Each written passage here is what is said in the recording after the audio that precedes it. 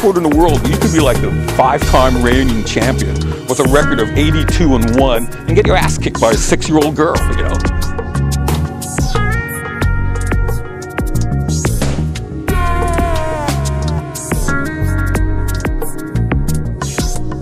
I came to Fort Mason, 1997, watched Robot Wars, and decided that that looks like fun.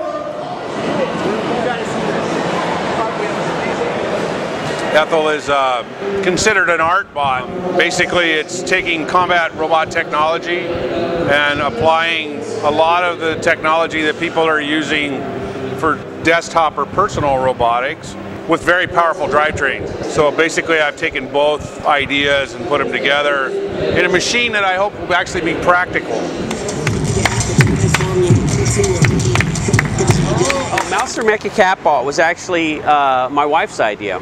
We went to a Robot Wars event back in the 90s. She just thought it was the coolest thing, and she didn't see a whole lot of women doing the sport, so she said, we should do a robot, and we should do a robot that's very cute. This is Squidward.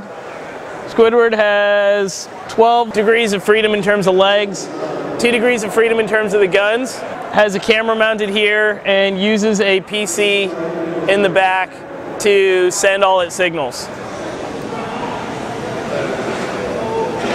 I'm developing a humanoid robot, as you can see here, that can go into the fighting and biped race and demonstration categories. So the main events that we'll be competing in are the humanoid kung fu and the biped race. So for humanoid kung fu, the robots fight and box it out and try to knock each other over. For the biped race, it's just a straight line and the robot has to get to a finished goal.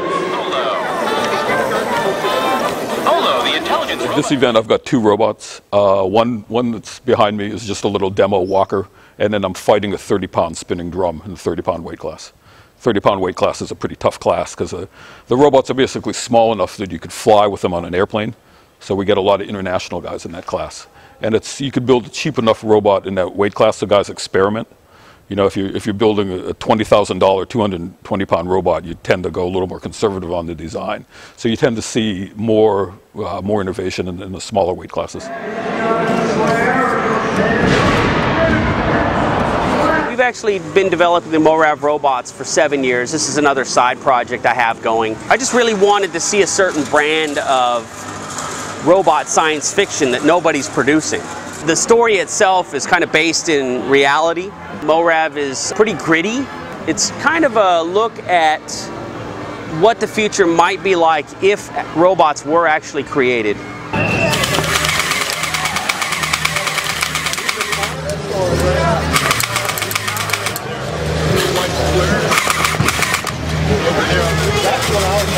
This year, we're actually helping Andrew Alter out with the mech warfare arena. So we've actually built a 24-scale miniature arena for him to have his competitors fight robots in.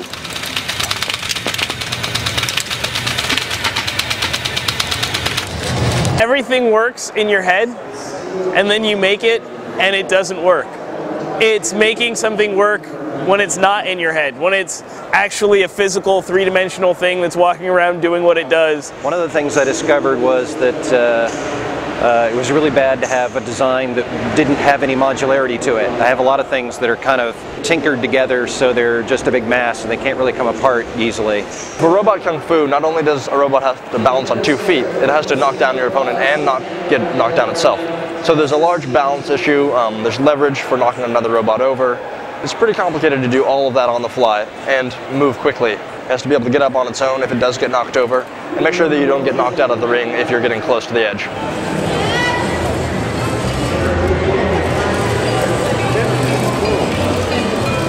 We had to figure out, especially in those days, there was no extra parts. You couldn't just buy things. So you had to make everything. You had, like, we took servos and switches, and that's how we turn things on and off. Now there's electronics that'll do all that. It's going to get a lot more complicated on the software end.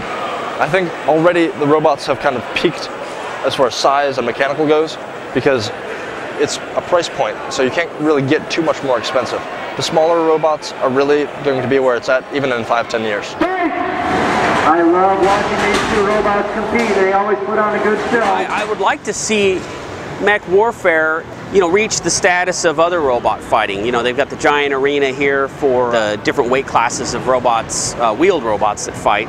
I'd like to see it get kind of bigger, more aggressive, more competitors, just to the same level as the traditional robot fighting that we see now.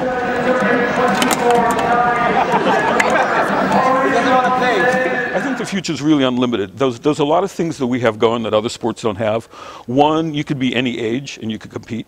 You could be 4 years old, you could be 90 years old, and you could still physically be out there and compete. The thing that I like most about our sport, and the most exciting thing to it, is we have a real educational aspect that nobody else has.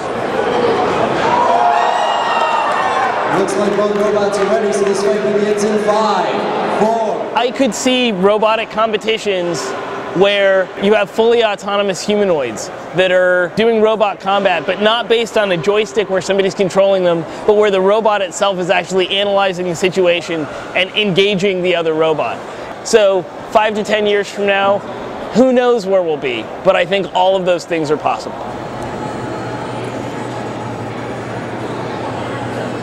In my lifetime, I have seen robotics go from something that was almost magical, something that only a small percentage of the country could ever even think about getting into, to something that anybody can do. You could walk into a store, you can look online, and you can buy a robot that is competition ready today. The fact that that is possible, the fact that that is a reality in my lifetime is amazing. We're going to have a moment of screaming for Steve Judge.